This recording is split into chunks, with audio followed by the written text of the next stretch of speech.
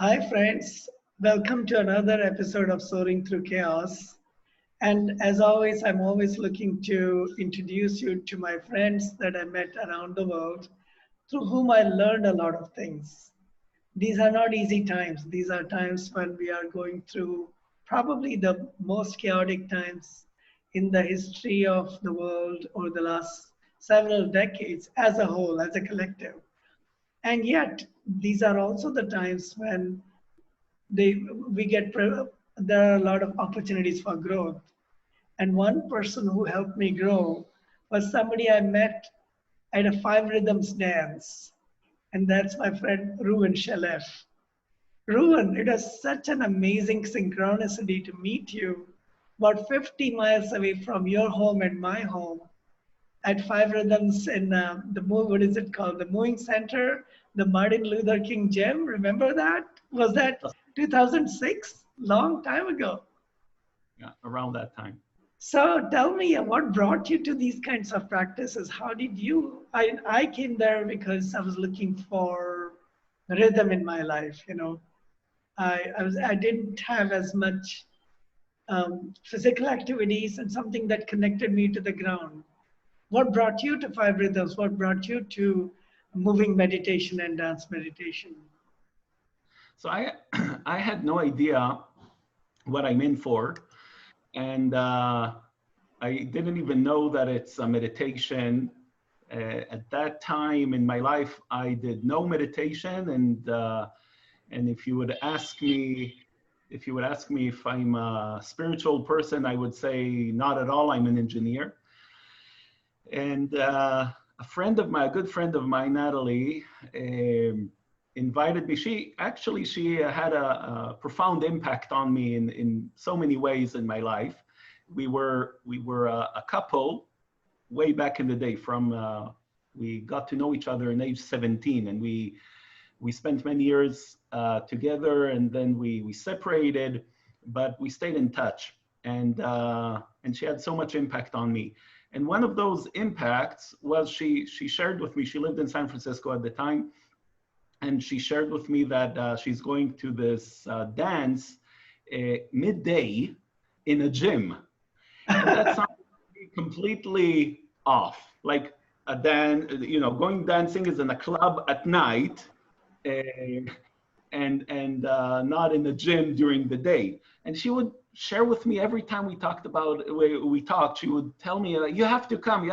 It's 150 people dancing, and the energy is amazing. And I thought she's completely crazy, but I don't remember what caused me to actually, and I think it was a year of invitations until I actually showed up. I don't remember what caused me to show up that time, probably just to get her off my back. But I came, and it was the most profound experience in my life. At that time, it was one of the most profound experiences in my life, and still is. And you were there. So, we talked about it in the past. There are few people who were there during my first time, and I'll never forget them, because you and I kept in touch along the years, relatively. Other people I have not, and some people I haven't spoken with ever. Wow, that's true. That's true. I feel very close to them. That's one of the tremendous transformations that I got from dancing Five Rhythms, was the learning that I can be in an extremely deep relationship with another human being without us exchanging a word. That's ever. true. That's true. And I started noticing what I'm getting from these dances. Yeah, it's a dance, but it's a meditation. It's a moving meditation. It's so life enriching. And that was Five Rhythms was my first step into the world of meditation, not knowing that it's meditation, not calling it meditation. And the practice in Sausalito on Sundays was called, at that time, Sweat Your Prayers. and it was a practice of the discipline 5 rhythms, I never knew that there is, there are courses, there are workshops. I came to the kind of the advanced practice of something, not knowing anything about it. And only a few years later, and I was driving from Sunnyvale to Sausalito, about 60, I think it's 60 miles or so. Yes, yes. Almost every Sunday, not knowing that there is a 5 rhythms class every Monday, 5-7 minutes from my home in Mountain View. And I think you told me about it, or someone else from that is from the South Bay. Yes. And I only a while after that, I came to know that there are workshops. And then I attended my first 5 rhythms workshop in Esselen, actually. Oh, wow. Yes, yes. And again, thank goodness to Elisa DiCaro, who she's a yoga teacher and a body of sound artist and teacher. And she was doing this during the 5 rhythms practice in Sausalito, in the corridor during the break or in the end or something. She did this sophisticated yoga thing. For me, it's sophisticated. I don't know. And I told her, I would love to do that. There's no chance. And she said, well, come to one of my workshops and I'll teach you. And she gave me this card, and the card was for Body of Sound workshop in Esselen. Wow. And Esselen Institute was something that many people, especially from the dance community, were telling me, you have to go, you have to go. And it was on my list someday, maybe. And then when she gave me that card, that was 2008.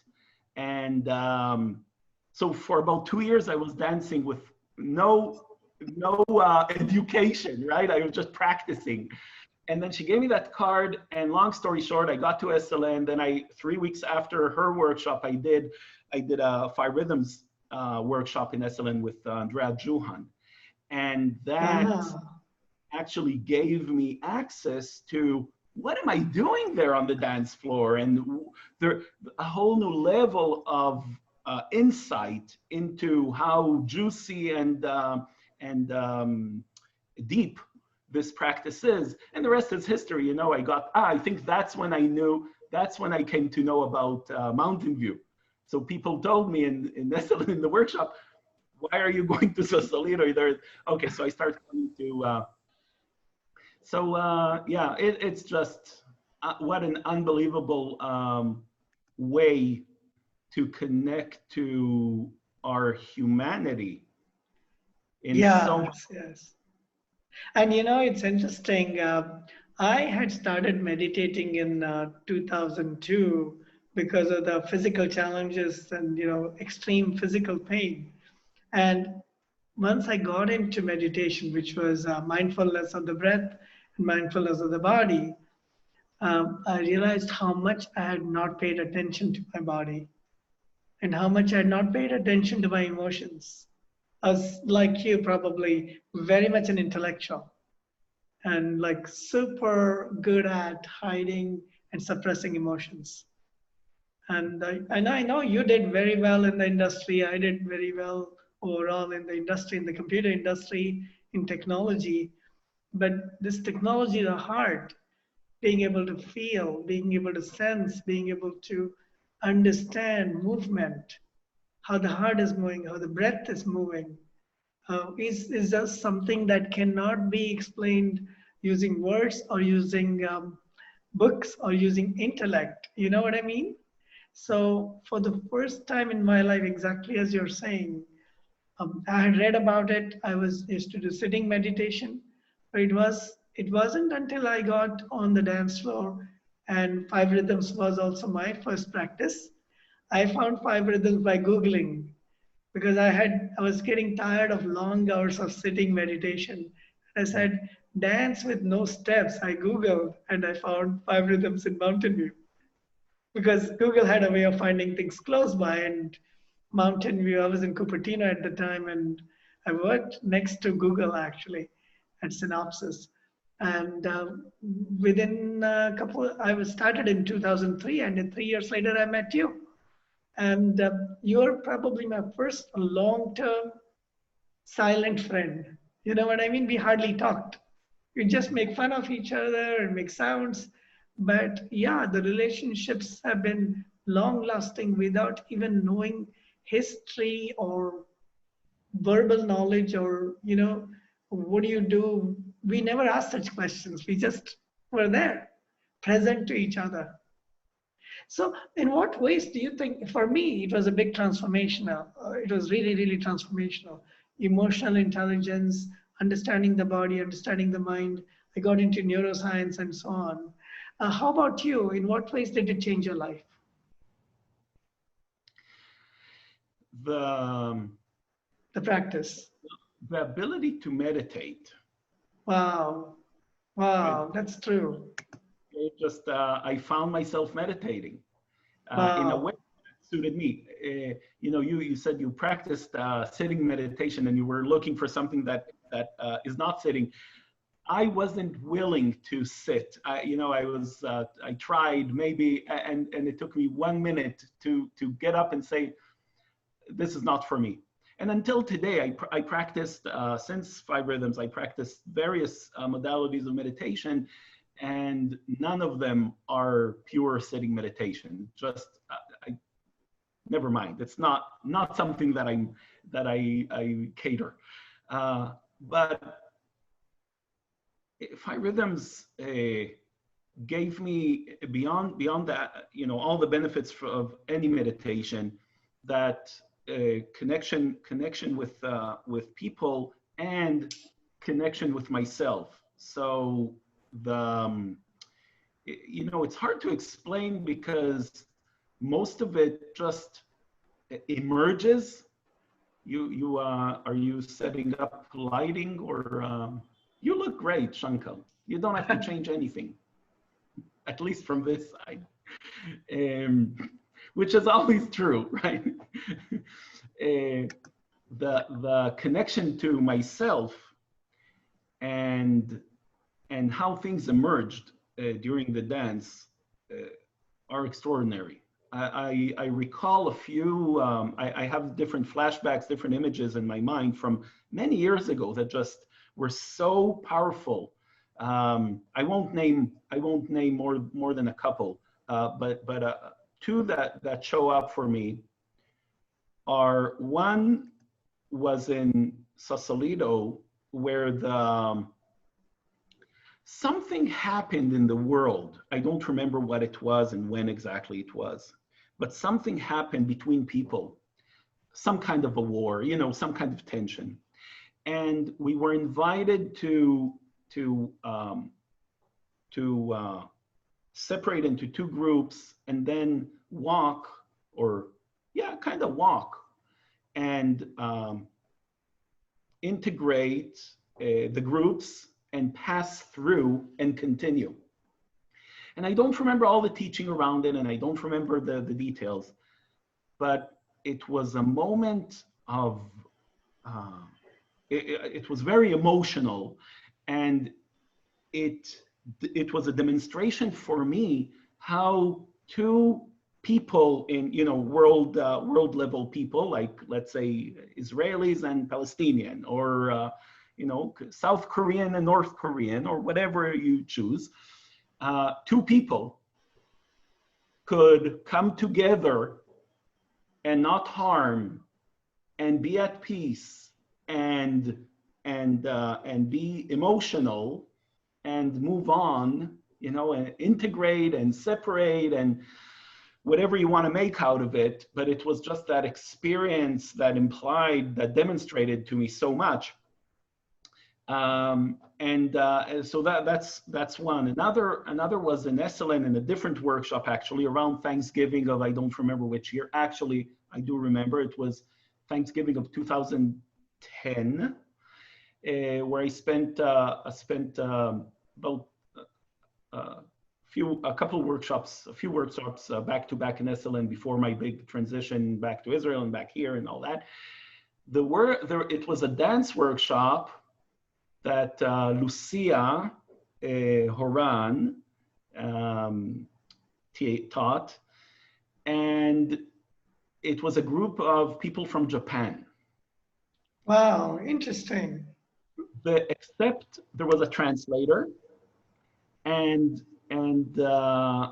except the translator, none of the people from Japan knew more than a word or two in English, like hello and thank you, maybe.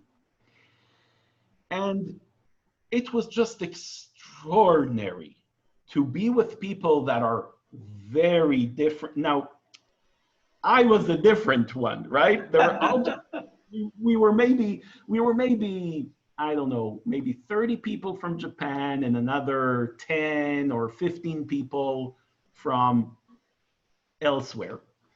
So we were the minority. You were the And gaijin.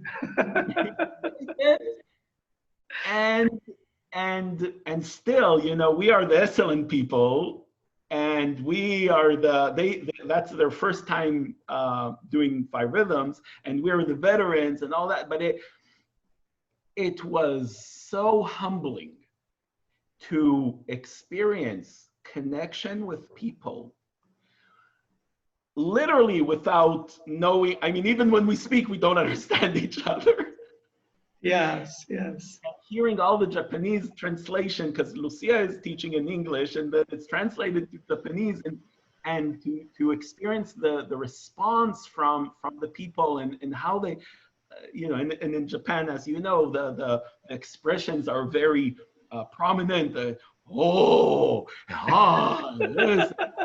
So it was just the experience of being just a human being as a human being. Yes, yes, yes. Yeah. So that's I think that encapsulates. I have endless experiences and stories from the dance floor and beyond. But I think that encapsulates. In one word, I would say, for me, it was a stepping stone for me connecting with who I am and gaining clarity and alignment between my mind and body and spirit and emotion. It was the first time in my life that I experienced that fully as an adult. It took me back to when I was 7 years old, when it was kind of the last time that I felt in full alignment. So from about 2005 or 6, when I started dancing 5 rhythms, it kind of brought me back to who I really am. Your And inner from child. yeah, absolutely. You know, it's interesting because at the time when we were learning all these things, we didn't have the words for it. And in fact, most of the dance was non-verbal. Thank God, because otherwise we'd go back straight back into our head, right? But what was amazing about this was when I finally learned how the brain changes, how the heart changes, how the breath changes. It was amazing because there was so much visceral explanations. We had actually felt it before. So I went back and learned the neuroscience of movement. There are actually books on these topics. You know, somebody who drives a tractor, for example, a big tractor, the tractor becomes his or her limbs. So their body extends to the extremities of the tractor. And they become one with the tractor. So if somebody like me, if you remember, I was a crazy, I loved chaos, the rhythm, which was like becoming one with the jumpiness and the, Shankar, yeah. the Shankar Yes, movements. yes, something like this. Exactly. And to be able to feel the chaos in the room when basically, for those who are watching or hearing these terms for the first time, 5 rhythms begins slowly in stillness, and then slowly you let your body move and flow, just like water would flow, just the gentle rhythms. Some call it a feminine rhythm, but essentially it's flow. You know, from the stillness, start moving. And from the flow, we slowly start becoming more directed towards goals. I want to do this, I want to go there, and I want to be this, and I want to be that. So that's what's called staccato. And but as we go into more and more staccato, and I want this and I want that, it's like often called masculine energy or acquisitive or directed flow. You know, then comes a point when you're doing too much of I want this, I want this, I want this. It becomes chaotic, like it's becoming with the pandemic. There's a lot of chaos because everybody wants control, but we lose control when the music gets too fast. And from chaos, finally, when things slow down, then all these three rhythms coexist. Correct me if I'm wrong. There's some amounts of flow, there's some amount of directedness, but there is also the chaos, and slowly chaos slows down, and then there's the richness, what's called lyrical, where there's the flow and there's the natural letting go, as well as the directedness, and embracing the chaos, embracing the fact that not everything is under control. So that's what you see. Some of the accomplished dancers do fantastic lyrical dances. And when it's all done, then you slow down. It's called airy dances. You actually, they float on air, you know? And then we come back to stillness and become one with the earth. So speaking of which, yeah, I used to love the chaos dances because there was a lot of chaos in my life since childhood. So we all tend to have our favorites. I remember your dance style used to be more like stillness, right? The gentleness. I was very fond of stillness because it was a Yes, yes. moment to And be. you were a big anchor. You must have been there for dozens and dozens of people who are going through emotional release on the dance floor. You were just there and they would come. You're like a teddy bear. You were there for people. Yeah. You know, I remember you would just stand and people would come and just like, I want to be with Reuven. They would look for you if you weren't there. And that was also a big part of my journey. Is I was always there for people, but not always it behaved in a way that actually had people feel comfortable to come. Huh, interesting. I didn't feel that. I always felt that I you know. were So always there for people. well, that was my transformation already. You got Reuven transformed before. Take 10 years beforehand, I or don't know. or It's a 20 years lifelong journey. before. It's a lifelong journey. Yeah, yeah, we're pretty old already. But way before I moved to California, I was a very different person. Yeah, And we much all were. I was very so, nerdy and I was very, very hyper intellectual, if you can call it that. And I've always believed that everything, the whole world was running on logic. And no wonder, I mean, I couldn't relate to people and their emotions. Or I used to run away from my own emotions. So when I got into, I mean, the technical term for what happens in five rhythms is called vertical integration from the reptilian brain to the limbic brain, where the feelings are, movement to feelings about movement and feelings about sensation to the thoughts that arise and the emotions that arise and the moods and all that, the temperament. So, and again, from the limbic, from the reptilian to the limbic to the prefrontal cortex, or from the body to the heart to the spirit, if you can call it that, you know, intellect. And again, and we stop thinking that intellect is everything or logic is everything, which was probably huge. And both, many of us experienced that. Many of us geeks loved the fact that I can take off my thinking cap and just chill. You know what I mean? I've been dealing with integrating logic and everything else for my entire life. And in recent, in the past 10 years, I've actually solidified my methodology around it. It took so long, so much work, so many devastations, so many mishaps, I would say, Yes, yes. and traumas, not to use the word, but some things are learned the hard way, the best, right? And And I am, I have a couple degrees in engineering, so you can't argue. You can't argue about how good I am in logic. And well, degrees mean nothing, but I am really good in logic. And just like one of my teachers, both spiritual teachers and somatic teachers, Kate. I love Kate Jones. Um, she explained it to me very bluntly.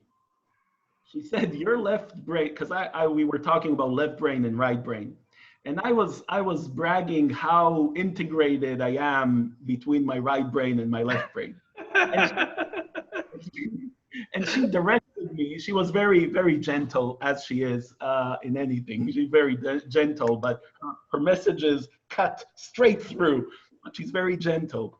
Kind of, she says something that is extremely gentle, and you feel the knife. And she didn't intend for a knife. It's just she said something very true, right, or to the point. And she said, Reuven, you are definitely, you have a unique way of integrating your right and left brain. However, in my words,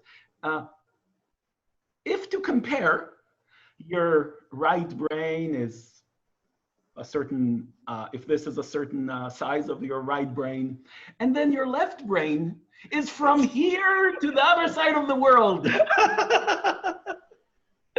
Oh my God. Yes. And that helped me understand what's going on, and that's true. So for a while I thought that I have about the same, the fact that I can integrate well between them caused me to think that they're about the same size or operating at the same level.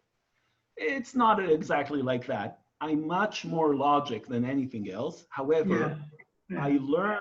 I learned and experienced ways to bring forth my right side into the left side and bring enough, just enough of the left side into the right side and create wonderful connections from it.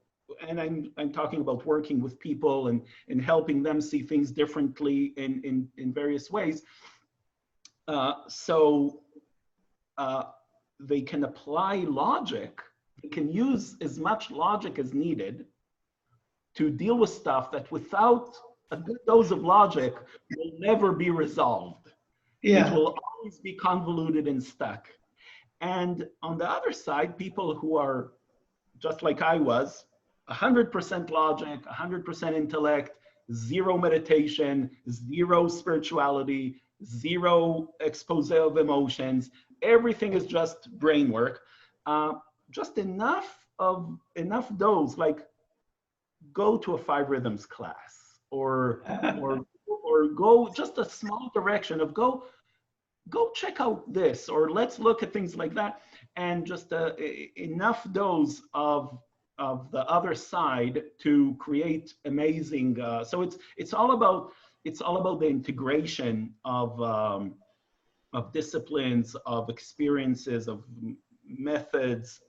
That's how actually magic is created, or it's alchemy. Some people would call it alchemy. Alchemy. Yeah. Yeah. In fact, at this point, I feel compelled to just say thank you to so many amazing teachers. Like Claire Alexander was my first teacher in Five Rhythms in Mountain View. And of course, there's Andrea Juhan, you mentioned her name, Lori Salzman, both in the Moving Meditation Center, Sweat Your Prayers on Sundays. And Zuza Engler, if you remember the name, Soul Motion, I did her workshop at Esalen. And I did a couple of shorter workshops with Claire herself. Claire's name, interestingly, used to be Lori Smullen before. Right. I don't know if you remember. Of course. I remember we as a community were an active part. She invited us into the changing project and came up with suggestions and then review. And one Miss Alexander said, "You can take my last name." So the renaming process, and again, it was group work. It was almost like, how can we help somebody find a more meaningful identity, if you will, or like let go of what wasn't serving. So a lot of us who are on the logical side, by the way, we had to a lot of letting go to do because we were so stuck in axiomatic or thinking that the world of logic was everything. We had disowned, and we had, I mean, another way of looking at it is all our consciousness was from here to here. Mhm. We were not even conscious of the rest of the body. Sometimes I'd be like suddenly hungry, not hungry for 2 days, work, work, work, and suddenly, oh my God, where's the food? Where's the food? Because all the focus was on the brain and not enough nourishment of the body. A lot of us are out of shape physically, but even worse, emotionally. We were just so blunt in many different ways. And to be able to even talk about it is a very big deal. To be able to even confess, if you will, saying, yes, that's who I was, that's how blunt I was. And people used to sympathize with my wife. How can you even live with this guy? You know what I mean? But I know, unfortunately, I know. that's a very common predicament for a lot of men, especially those who are the so-called intellectuals, engineers, many doctors, definitely a lot of business people, a lot of financial types. And I'm not trying to stereotype, but we all tend to chase these professions because they lend very well to the use of logic and give us a lot of prosperity or success in our careers. You know, accountants, economists, and we miss out on a lot of the tender things: cooperation, support, vulnerability, But we letting don't go of have to. shame. But we don't have to, right? I mean, if I look back, I love the engineering work I do, Oh, and I still do. Yeah, the more time as time passes, I'm actually astonished how I'm so excited to build these machines and to deal with data and to sort tables and stuff. I love it, and I'm looking at all those years where it was only that, and exactly, nothing. exactly. That's where we could. So choosing a profession could be enhanced with all those other aspects of life that are out there. But some people grow into that environment of growth and development from a very young age, and some don't. I can see. I remember when I started Five Rhythms, I said, "Oh, I can't wait for my kids to be old enough to be allowed to come and join." And I was sure that they will. Once I think it was 13 or something, and I talked to Claire and I got an exception maybe in for a year shorter. I don't remember, but eventually when they reached the age, they didn't want to. And no matter, Yeah, I yeah. I was sure that I'll have the opportunity to introduce my kids early on to this, and nonetheless, they did come to SLN for several years and got a good dose of what they call hippie life. Uh, from my perspective, that's the best. When they call me hippie, that's the best compliment I can get.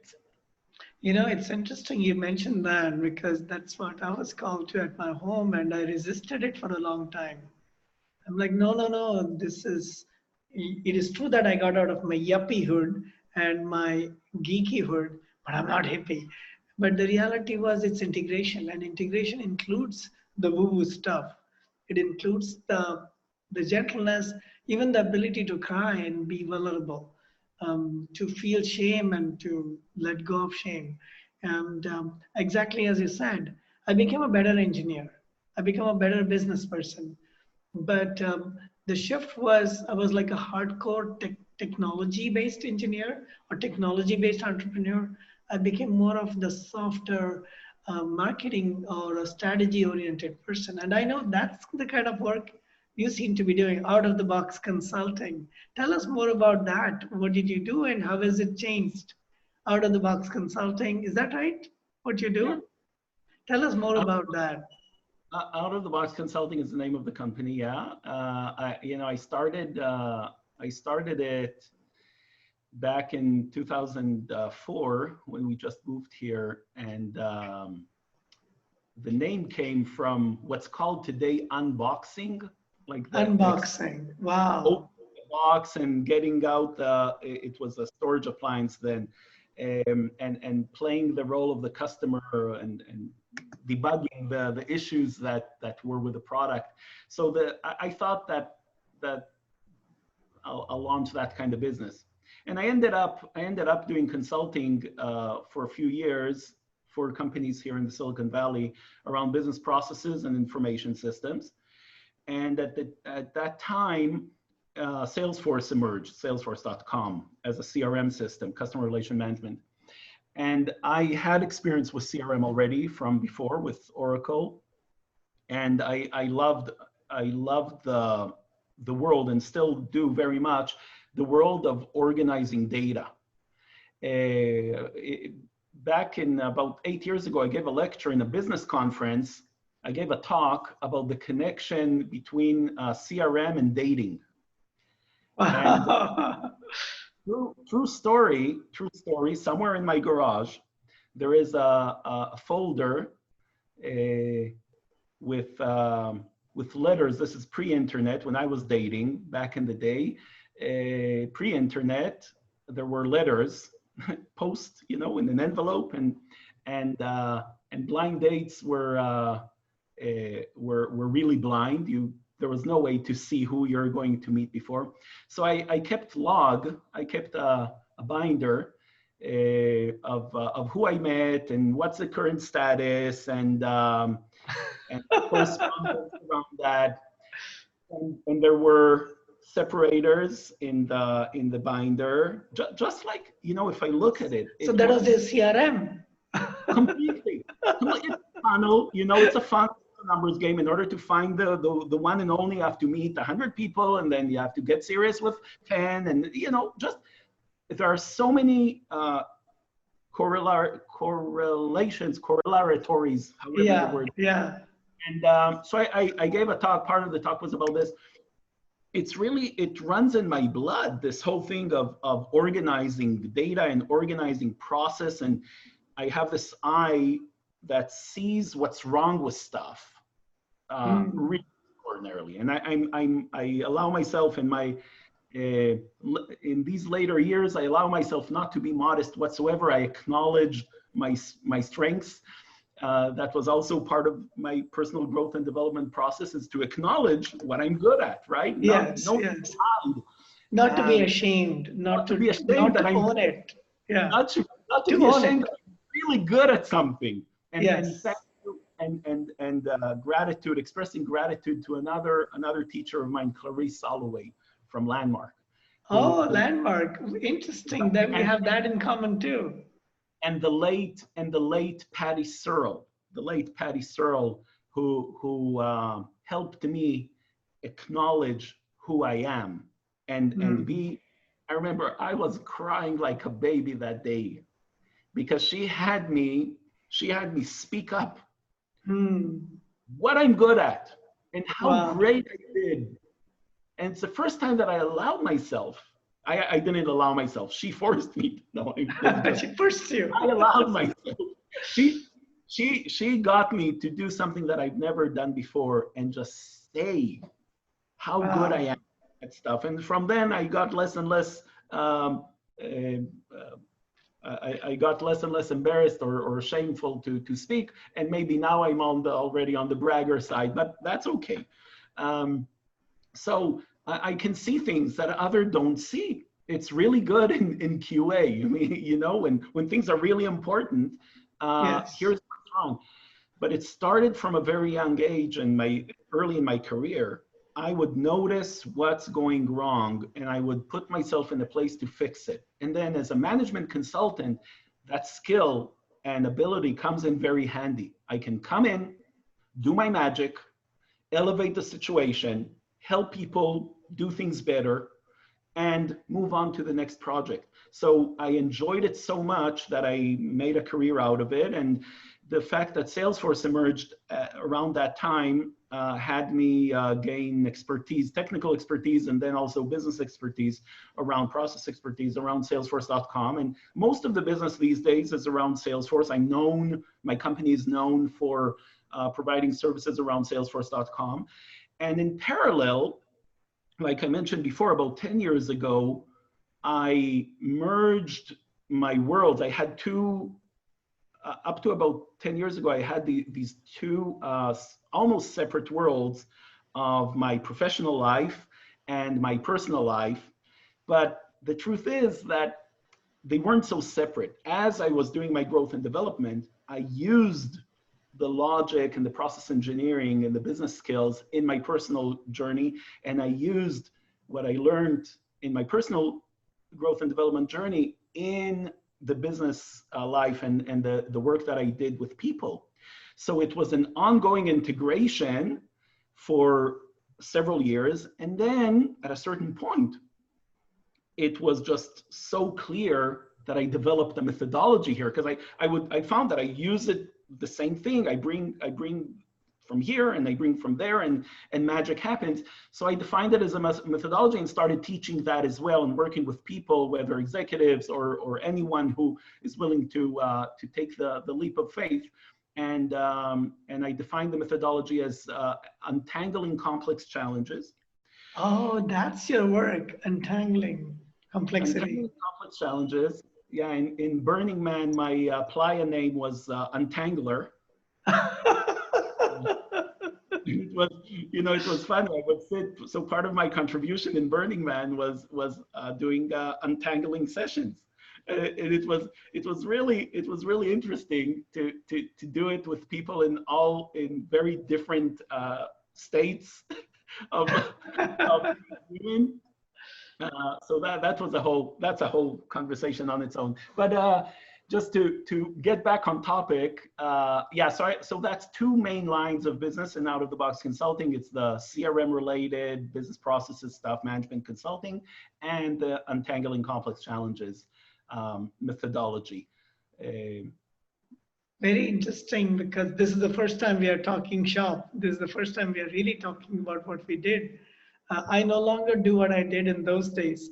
My specialty was also fault finding, but at a very different level. It started off in engineering and fault tolerant systems, fault tolerant computing systems, as well as fail-safe electronics. Mm-hmm. So whether it was 3D graphics boxes or it was pacemakers, making sure that they're defect free. That's how I got into automatic testing of hardware, later automatic verification of hardware. That's where I met friends like Ilana Golan and Dorit Moshe, a lot of people from Israel, a lot of people from all over the world, very strong in logic and mathematics.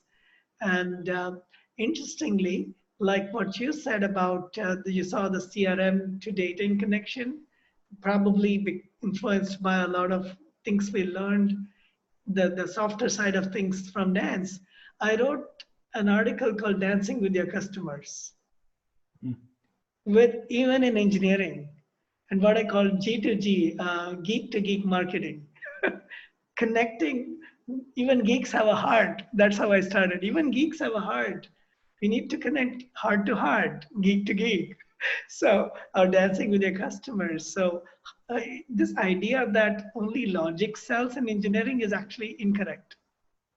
And we have people like Steve Jobs or Elon Musk who connect through fantastic design, but also beauty and elegance and a sense of aesthetics, which is not exactly logical. What is aesthetic? What is elegant? What is beautiful? Whether it's a Tesla car or it's, the awe. How do you found this awesome experiences from awful to awesome? That's where the right brain, or that's where the gentleness comes in. Understanding your customer beyond all the logic. Understanding what really resonates. And so I got more on the marketing side, but I can see that it's being applied in any area. And just having logic is not enough. Logic is very important if you're in an engineering kind of business. If you're building the next car or the next robot or the next drone or the next medicine for COVID, yes, gotta be logical. But how you name the product, how you do QA on the product, everything takes non-linear processes, for lack of a better word, Yeah. out of the box thinking, or what do you call it, unboxing, untangling. Yeah. So I'm so grateful we are talking about these things at last. We never talked about it when I was working, and now I actually use dance as one of the forms of intelligence. What do you call spatial intelligence in the multiple intelligence theories? How can you use dance and music to understand musical rhythms, also emotions, and what's happening inside the body, interoception, which is meditation, proprioception, and to be able to spatial and kinesthetic intelligence. These are things that are not taught in schools, at least not in logical schools. Yeah. So, which are good dancers understand these things, but many of us don't dance. So, what do you do then? So, I incorporate that in my leadership trainings now. But I'm so grateful we talked about these things. So looks like your whole consulting practice shifted as you got into these various meditative practices, dance practices.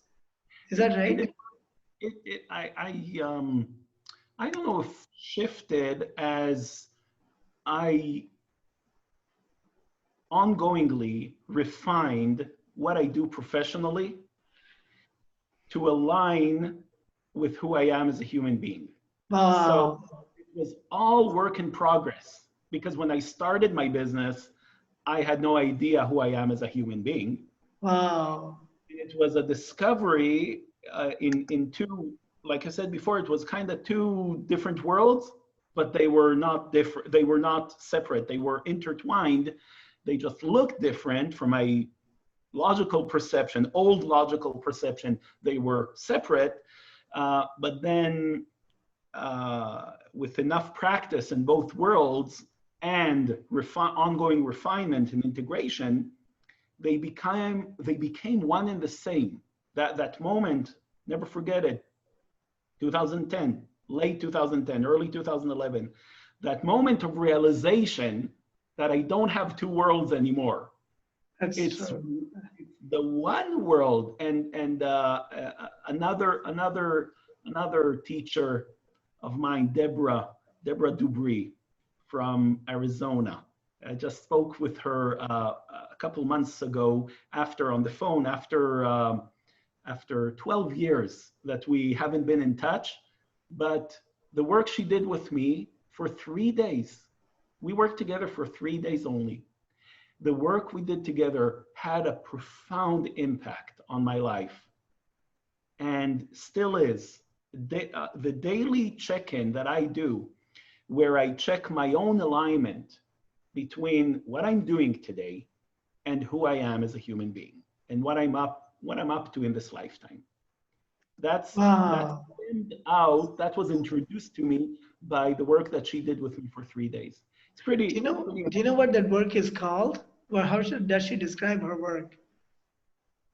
I don't remember how she calls it, but it was basically defining my life purpose. Wow. Wow. So that, Interestingly, it happened to be much later. You said 2010. It wasn't until 2012 for the first time I realized I don't have to keep them as separate islands. And I was volunteering at that time for Project Happiness, Randy Turan Randy, and yeah, Brian Rush. So I was volunteering there, introducing the ideas of social media to help people come out of misery. And so essentially, Project Happiness was being done in schools in the Bay Area, in San Francisco Bay Area. And I'm like, but the whole world needs to be happy. The whole world needs to come out of misery. And can we find a way in which we can use social media? So we were one of the first or organizations, if you will, that took principles from meditation, neuroscience, positive psychology, and made it presentable to the world through Facebook.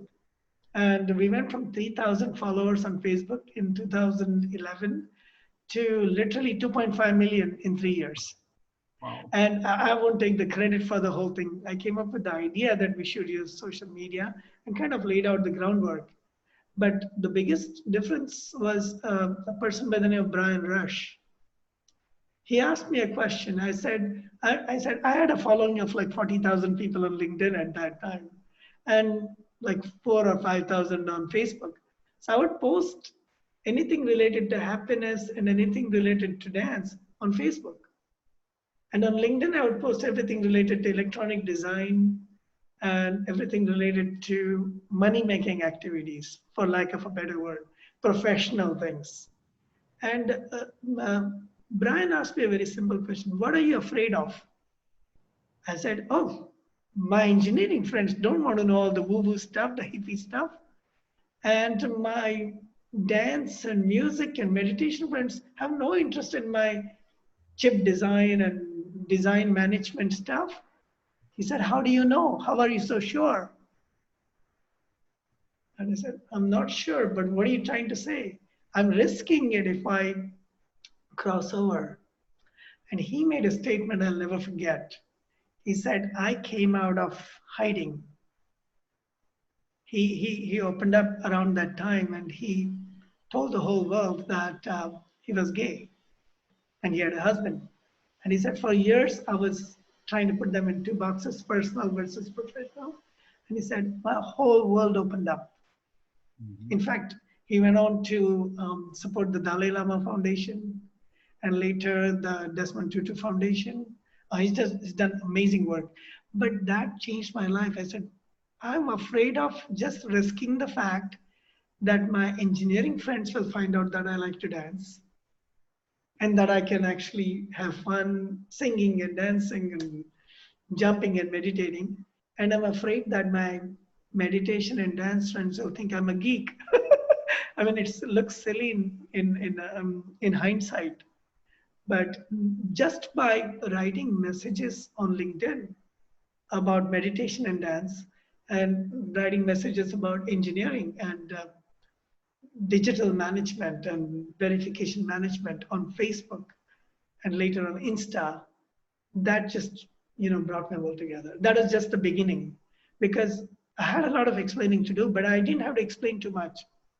And people Yeah. would ask me questions. Oh, I didn't know you were a geek. Yeah, I'm a recovering geek. That's what I would call myself.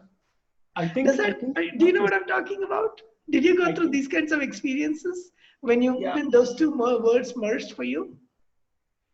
I think in that respect, I didn't unhide myself. You know, I'm not hiding it. It's not a secret, and It's not a whoever asked secret. whoever discovers, it makes my day. But I never published it enough. So one of the things that I'm not great at is marketing, telling the story, etc., packaging, and I really want people actually to know about this integration and about the methodology and about what I do and how and this and that. But it's really hard for me to wrap it up from a marketing perspective. So it stays where it is, and it's a word of mouth. My entire consulting business is a word of mouth because I don't like creating stories about what can be done and all that. I'm down to earth. Come, bring the challenge. Let's figure it out. Let's build a beautiful machine or something like that. But I'm not great at all at talking about stuff or publishing and doing the marketing. So in a way, I resonated and I could see how in practice, maybe I'm hidden. I'm not trying to hide anything, and I'm very open about it. Yeah, but But you're not a publicizer. Yeah. I'm not. Interestingly, that is my biggest strength, storytelling. I Okay, well, remember maybe even in the show, sharing sessions, I would always tell stories of what I learned in my dance class. And interestingly, I wrote not only one paper, one was about dancing with your customers, another one was the yin and yang of engineering. So we were talking about, in fact, with a guy from Mexico, what is his name, Alejandro. We wrote a paper called um, Design Management from the Right Side of the Brain. hmm how can you manage designs using your holistic and emotional side rather than just the logic? How can you actually find bugs? How can you make systems flawless, like what you kind of are doing now? Integrating not only the logical side, but also the emotional side, the feeling side, the spatial, you know what I mean? The big picture side.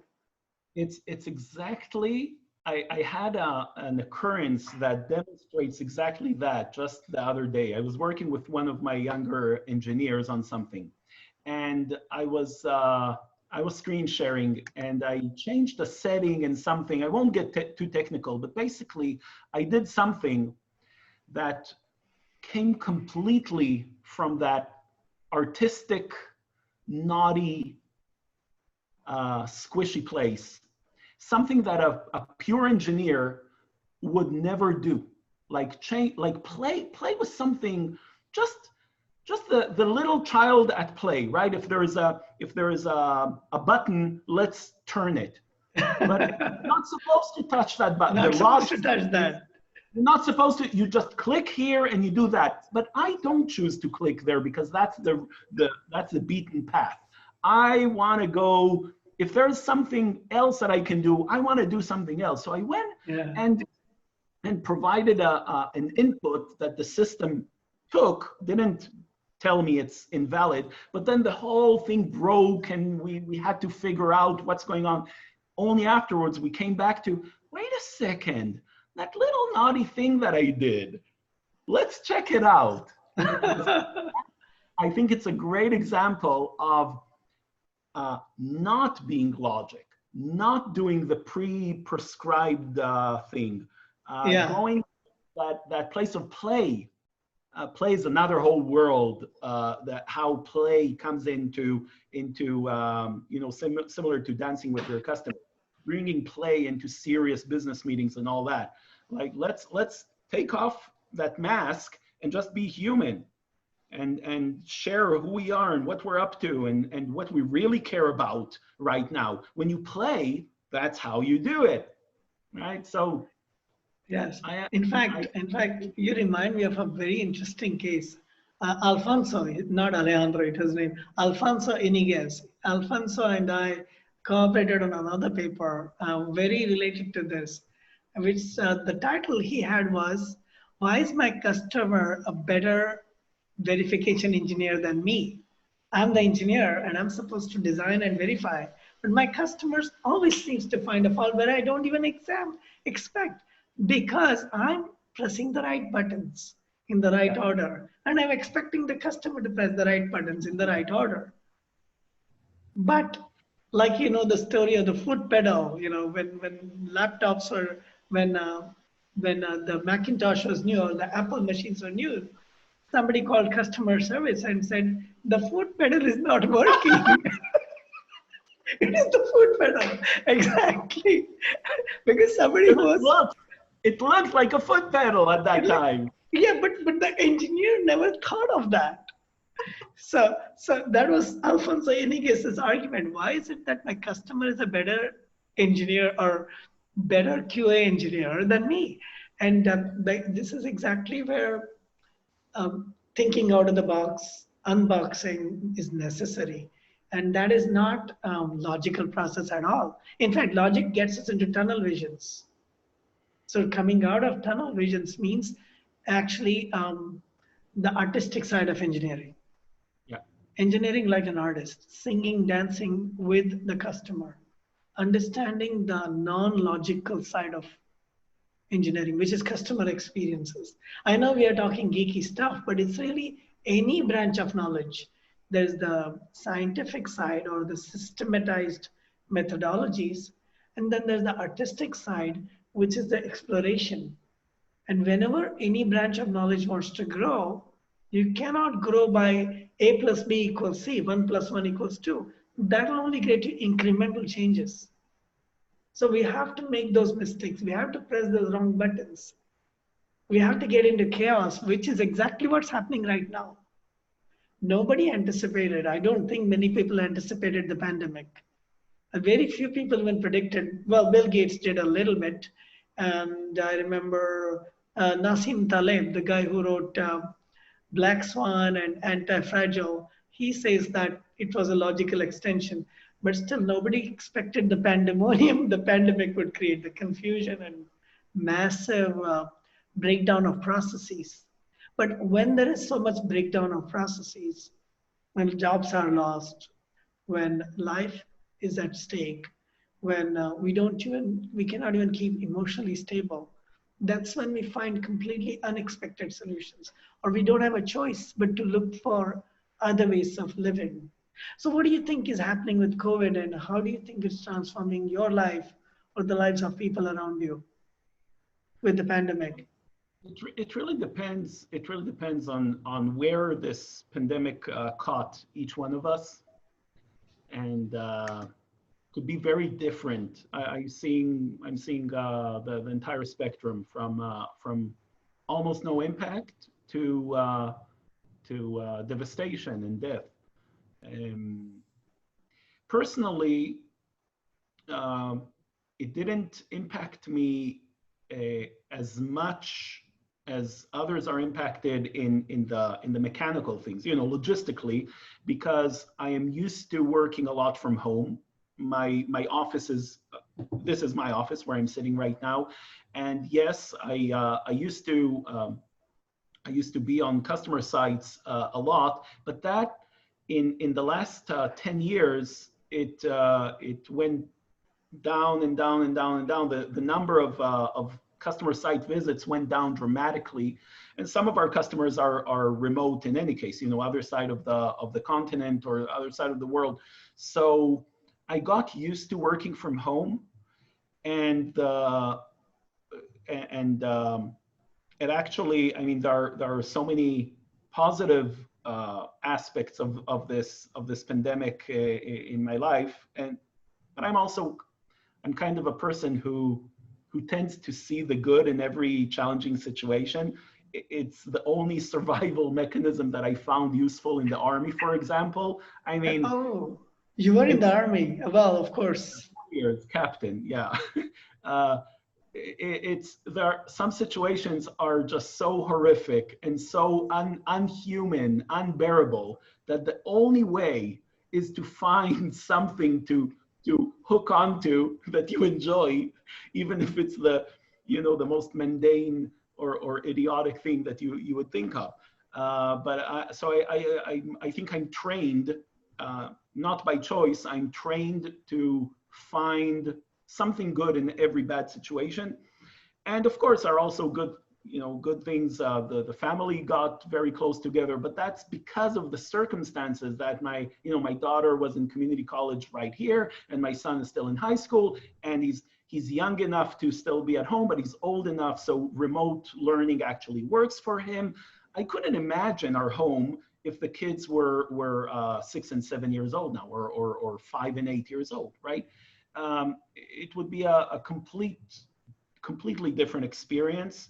I don't know if I would get any work done, etc. So I think it's really upon the individual to assess where they're at, and most importantly, seek for help.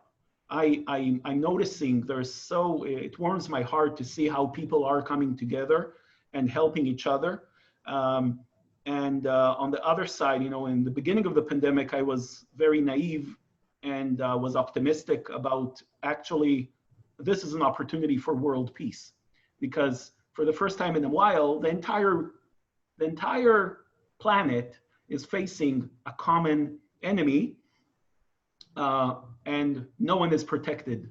So I thought, oh, this is a great, and one of my deep values is peace, and peace in general, and personal peace, and peace between people, and peace between perceived enemies. I can't even grapple this term enemy. Who invented? I want to find that caveman who invented the term enemy, defined enemy.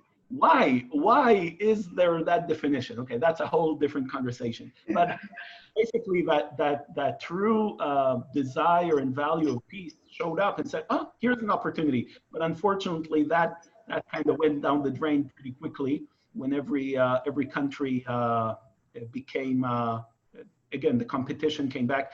And have to admit, I'm not sure about how this all started, and I don't want to get technical because I don't want to choose sides, but I'm not sure how this whole thing started.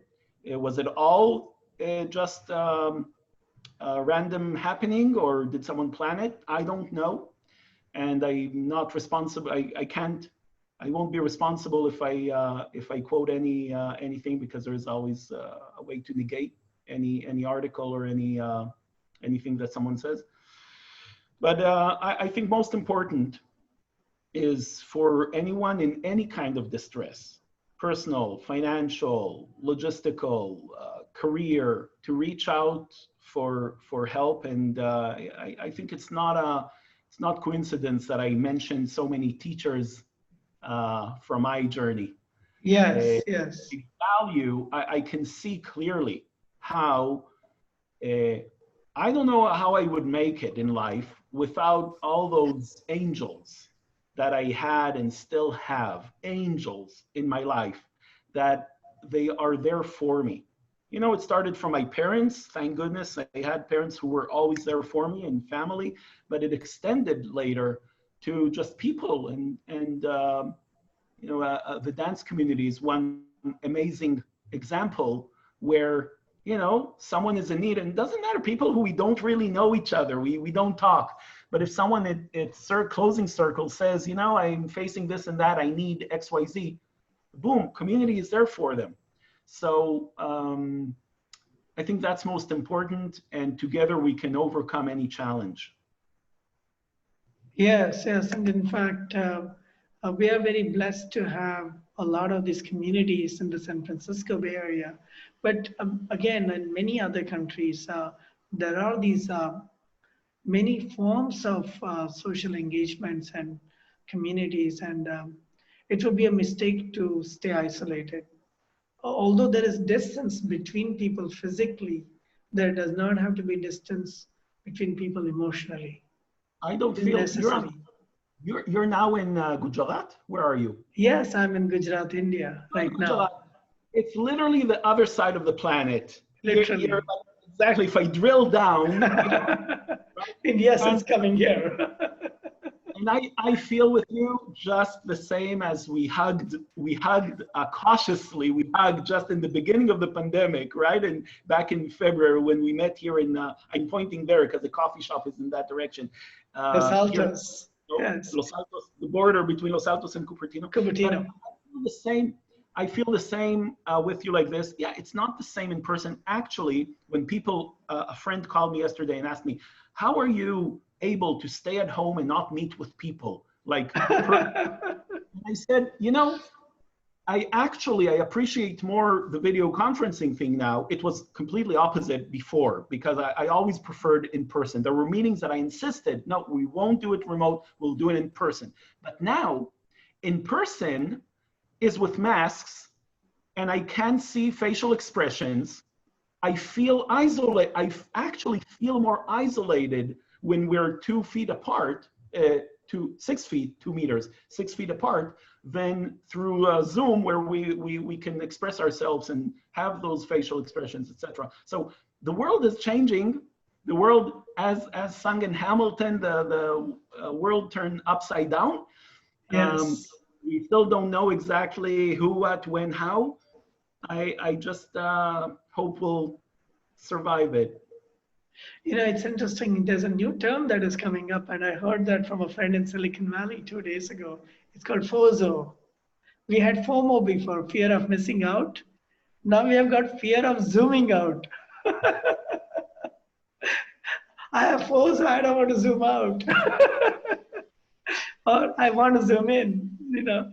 So the desire to connect, as you said, with a 6 feet distance, worried about the virus and covering faces, can't even see, can't even identify many times I meet people when somebody's running and I'm walking, and they're like, "You didn't recognize me," because sometimes I don't wear a mask, and they're like, "I can't see your face." Yeah, yeah. Like, I stood in line to buy some pita bread a few weeks ago, and someone tells me hello. I said, I have no idea who you are. Oh, hi, how are you? And all that. But really, yeah, the world has changed a lot. And in fact, I was talking to a researcher in touch at UC Berkeley, and she was saying how much little children, a few months old children, are feeling touch deprived.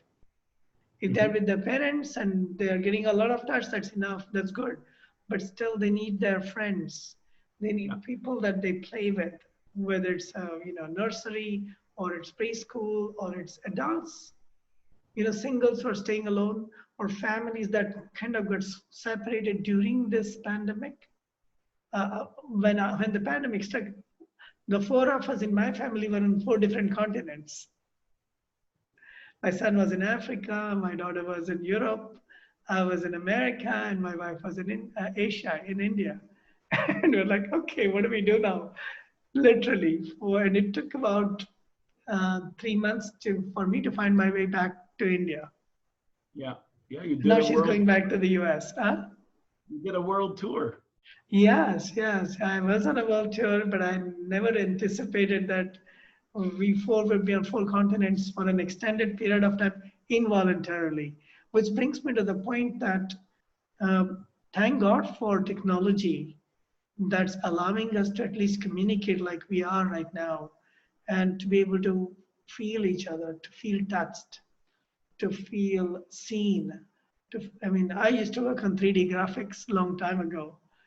And I feel grateful that that technology is being now used to connect in a very visceral way, in a very realistic way. People are actually dancing five rhythms and moving meditation using Remote. social media right now. And thank Yeah, God for that. but it's definitely great to have what we have, and we need the human touch. Of We need course. all that to come back. And some people who, some people I could see how in other places of my life, I would be completely devastated. It's Yes, really, yes. really not so individual and so dependent. So hopefully, we'll find a way to get over this quicker, faster than slower. Yeah, yeah. There's so much work being done. There is so much work to do, which reminds me, we do have some time limit. And I want Yeah, to thank you for this amazing conversation we've had. If people are still watching us, if you have any questions, what's the best way they can get in touch with you, Reuven? I'll uh, probably give links to your work, out of the yeah. box consulting, You can and go. to, Yeah, sorry, if I think I have a page that basically is a good easy. The challenge is to get the spelling right?